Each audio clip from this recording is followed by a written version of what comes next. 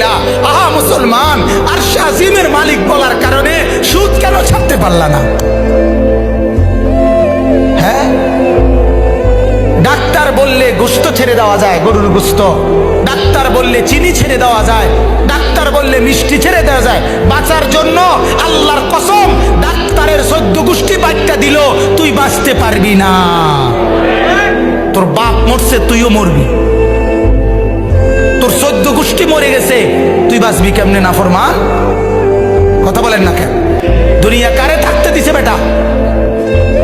সাদ্দাত কই? নমরুদ কই? ফেরাউন কই? কারুন কই? পৃথিবীর জালেমরা কই?